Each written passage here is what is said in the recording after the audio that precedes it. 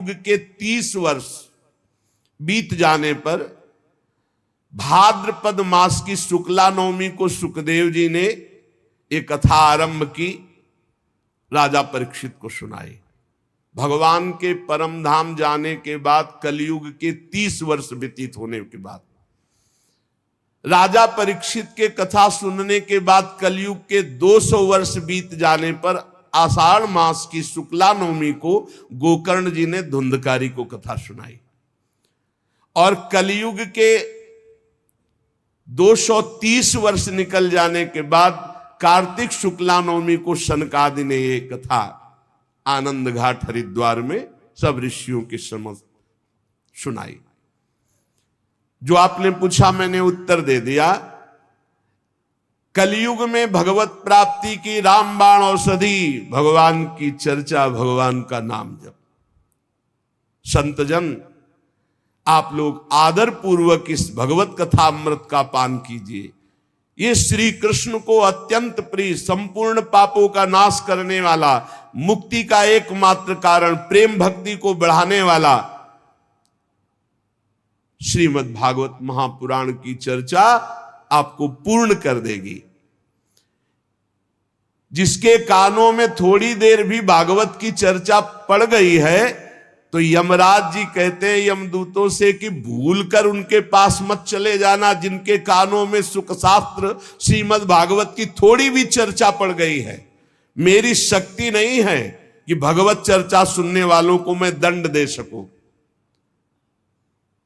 इसलिए सबसे प्रार्थना है, असारे संसारे विषय विष संगा कुल धिया क्षणार्धम क्षेमार्थम पिबत सुख गाथा तुल सुधाम।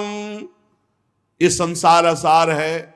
असार माने कुछ भी इकट्ठा कर लो, जब यहां से जाओगे तो कुछ साथ नहीं जाएगा, शरीर भी नहीं, तो सार क्या हाथ लगा। बोले विषय रूप विष की आसक्ति के कारण व्याकुल होकर हे बुद्धिमानों अपने जीवन को व्यर्थ नष्ट मत करो। अरे कुछ ही क्षण, एक घड़ी आधी में पुण्याद क्षणार्धम क्षेमार्थम पिबत सुख गाथा तुल सुधाम। थोड़ी देर बैठकर चैन से भगवान का नाम जप लो, थोड़ी देर भगवान की चर्चा कर लो, यही सार है। इस कथामृत का पान करो। भाइयों, ये निंदित प्रपंच की वार्ता करके अपने हृदय को मलिन करके क्यों भटक रहे हो। जब भगवान की चर्चा कान में जाती है तो सब वासनाओं का नाश करके भगवत भक्ति मुक्ति इसको प्रकाशित करती है। जिसके गले से, कंठ से भगवान की चर्चा का संबंध, जिसके कानों से भगवान की चर्चा का संबंध, उसका वैकुंठ से संबंध हो जाता है। शौनक जी, मैंने अनेक शास्त्रों को पढ़ा है, गोप रहस्य देखा है, सिद्धांतों का निचोड़ किया है। सबका सार यही निकला है कि जिसका चित्त भगवान की लीला कथा में लगा है वो निश्चित भगवत प्राप्त हो जाता है। त्रिलोकी में कुछ भी असाध्य नहीं। जिनको भगवान में प्रीति है, नाम में, लीला कथा गायन में, लीला कथा श्रवण में, जन्माद्यस्य यतोऽन्वयादितरतस्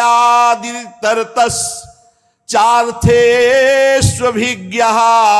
स्वराट् तेने ब्रह्म हृदय आदि कवये मुह्यन्ति यत्सूरयः तेजो वारि मृदां यथा विनिमयो यत्र त्रिसर्गो मृषा धाम्ना स्वेन सदा निरस्तकुहकं सत्यम परम धीमहि। जिससे इस जगत की सृष्टि होती है, इसकी स्थिति पालन होती है और जिससे इसका नाश होता है। ध्यान रखो, परमात्मा से ही इसका सृजन होता है, परमात्मा इसका पालन करता है, परमात्मा ही इसका संहार करता है। जो सद्विवेकी जन है वो संहार में भी भगवान की पवित्र लीला को देखते हैं, क्योंकि जैसे सृजन वैसे ही पालन वैसे ही संहार। समस्त असत पदार्थों से वो पृथक भी है और समस्त असत पदार्थ जो दिखाई दे रहे हैं उसमें वो भरा भी है। बड़ा विचित्र तत्व है, सबसे परे और सब में भरे। वो जड़ नहीं है, वो चैतन्य नहीं है, पर वो जड़ में भी है और वो चैतन्य भी है। वो परतंत्र नहीं है, वो परम स्वतंत्र है। परम स्वतंत्र होते हुए भी आम भक्त पराधीनो। वो स्वयं प्रकाश है, सबकर परम प्रकाशक जोई ब्रह्मा अथवा हिरण्यगर्भ नहीं, प्रत्युत उन्हें भी अपने संकल्प से जिसने प्रकट किया, उनको वेद ज्ञान का दान किया, जिसके संबंध में बड़े बड़े विद्वान मोहित हो जाते हैं। जैसे तेजोमय सूर्य रश्मियों में जल का, जब गंगा के किनारे देखा प्रातःकालीन किरणें ऐसे पड़ती तो बालू में लगता निर्मल जल भरा हुआ है, और जल में स्थल का और स्थल में जल का भ्रम हो जाता है। वैसे ही त्रिगुणमयी माया ने भ्रम पैदा कर दिया। जागृत स्वप्न सुषुप्ति रूपा, ये जड़ चैतन्य रूपा ये सृष्टि है नहीं, है वही परमात्मा जिसकी अधिष्ठान सत्ता से ये नाशवान परिवर्तनशील संसार सत्य प्रतीत हो रहा है। उस अपनी स्वयं प्रकाश ज्योति से सर्वदा और सर्वथा माया और माया कार्य से पूर्णता मुक्त रहने वाले परम सत्य स्वरूप परमात्मा का हम ध्यान करते हैं, हम उनको प्रणाम करते हैं। एक बार भगवान विष्णु एवं देवताओं के परम पुण्यमय क्षेत्र नैमिषारण्य में शौनकादि ऋषियों ने भगवत प्राप्ति की इच्छा से 1000 वर्ष में पूरे होने वाले एक महान यज्ञ का अनुष्ठान किया।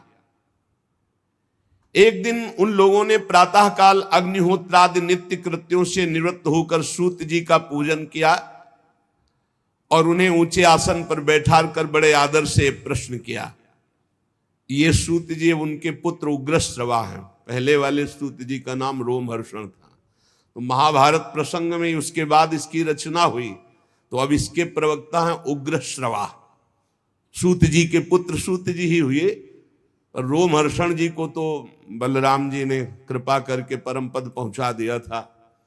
जब बलराम जी तीर्थ यात्रा करते हुए गए तो आप सिंहासन पे विराजमान चर्चा कर रहे थे, तो उनका तुम्हें धर्म का ज्ञान है कि महापुरुषों के आने पर उठकर खड़े होना चाहिए, तुम दूसरों को उपदेश करते हो, जब तुम्हें इतना ज्ञान है और उसका पालन नहीं कर रहे हो तो इसका मतलब है तुम दंड के अधिकारी हो। और ऐसे कुशा उठाया।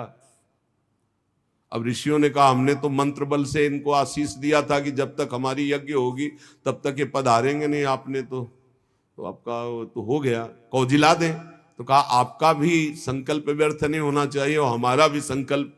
तो उनका पिता ही पुत्र रूप में अवतरित होता है। चलो, तो बिना पढ़े सब कुछ उग्रश्रवा जी के हृदय में, जो सूत जी के हृदय में था, वो सब जागृत हो गया। तो ऋषियों ने नित्य अपना प्रातःकालीन कर्म करके सूत जी का पूजन करके ऊंचे आसन पर बैठाकर प्रश्न किया। ऋषियों ने कहा सूत जी आप निष्पाप हैं, आपको समस्त इतिहास पुराण धर्म शास्त्र सिद्धांत सब का ज्ञान है। वेदविद्ताओं में श्रेष्ठ भगवान बादरायण ने, श्री कृष्ण द्वैपायन व्यासदेव जी ने भगवान के सगुण निर्गुण रूप को जानने वाले दूसरे मुनियों ने जो कुछ जाना है वो सब आपको ज्ञान है। आपको सब ज्ञान, जितना ऋषि मुनियों को सबको ज्ञान, जो रचना सब कुछ आपको ज्ञान है। और आप बड़े सरल हृदय के हैं, शुद्ध हैं। इसी से अनुग्रह रूप आपके अंदर यह ज्ञान आया है, कृपा से। गुरुजन अपने प्रेमी शिष्य को अपने हृदय की गुप्त से गुप्त बात बता दिया करते हैं। आयुष्मान, आप कृपा करके बतलाइए कि सब शास्त्रों पुराणों गुरुजनों सिद्धांतों उपदेशों में कौन सा ऐसा सरल साधन है जिससे कलयुगी जीव भगवत प्राप्ति कर ले? आपको सब ज्ञान है, आप संत समाज के भूषण हैं। इस कलयुग में प्रायः लोगों की आयु कम हो गई है, साधन करने में लोगों की रुचि और प्रवृत्ति भी नहीं है, लोग आलसी हो गए हैं, भाग्यमंद है, समझ थोड़ी है, आयु थोड़ी है, बड़े विघ्न बाधाओं से भरे पड़े हैं और शास्त्र इतने हैं कि बुद्धि पवित्र हो तब तो पढ़ के निर्णय करें। तो इसलिए महाराज आप सबका निर्णय करके बता दो कि कलियुगी प्राणी को भगवत प्राप्ति के लिए कौन सा सरल साधन है, कैसे अंतःकरण शुद्ध हो और वो भगवान को प्राप्त हो। प्यारे सूत जी, आपका कल्याण हो।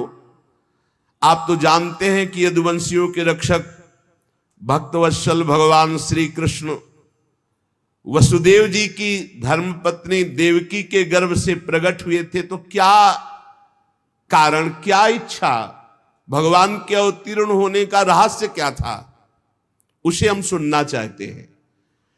आप कृपा करके बताइए।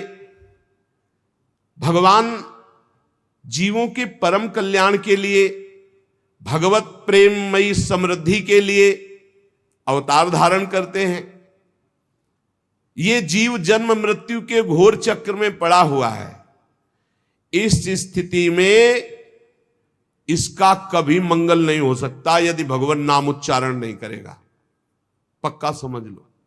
आपन्नः संस्कृतिम घोराम यन्नामो विवशो गृणन् ततः सद्यो विमुच्येत यद बिभेति स्वयं भयम। बहुत जोर की बात है। आपन्ना संस्कृतिम घोरा, बार बार जन्म, बार बार मरण, बार बार कर्म के फंदे में फंसा हुआ जीव, ये जब तक भगवान का नाम जप नहीं करेगा तब तक मुक्त होने वाला नहीं। बस नोट कर लो दिमाग में बात। ये बचपन से लेके अभी तक सब शास्त्रों का, सब गुरुजनों का, महंतों का, महापुरुषों का, ऐसे सूत जी महाराज, हम तो अल्प ज्ञान वाले, अल्प संग वाले, ये तो महत संग, महत ज्ञान वाले, वो कह रहे संस्कृति चक्र से बचने के लिए एकमात्र उपाय है यन्नाम विवशो गृणन् ततः सद्यो विमुच्येत यद बिभेति स्वयं भयम। यदि जीव को यह सौभाग्य मिल जाए भगवान के मंगलमय नाम जप का, तो नाम जप से उसकी बहुत जल्दी मुक्ति हो जाए, क्योंकि भय भी भगवान से डरता है। ऐसे भगवान का जो नाम जप करता है वह भय हो जाता है। सूत जी परम विरक्त, परम शांत मुनिजन भगवान के श्री चरणों की शरण में रहते हैं। अतः उनके स्पर्श मात्र से संसार के जीव पवित्र हो जाते हैं। जो संत जन नाम जप करते हैं, भगवान के शरणागत हैं, उनके दर्शन स्पर्श से जीव के पाप नष्ट हो जाते हैं। इधर गंगा जी के जल का बहुत दिनों तक सेवन किया जाए नियम पूर्वक, तब कहीं गंगा जी पवित्रता प्रदान करती। पर भगवान के भक्त जो नाम जप करते हैं, लीला चरित्र गायन करते हैं, उनके मुख से लीला सुनना, उनके दर्शन, उनके तत्काल गंगा पापम शशि तापम दैन्यम कल्प तरुष तथा पापम तापम तथा दैन्यम हरति साधु समागमा।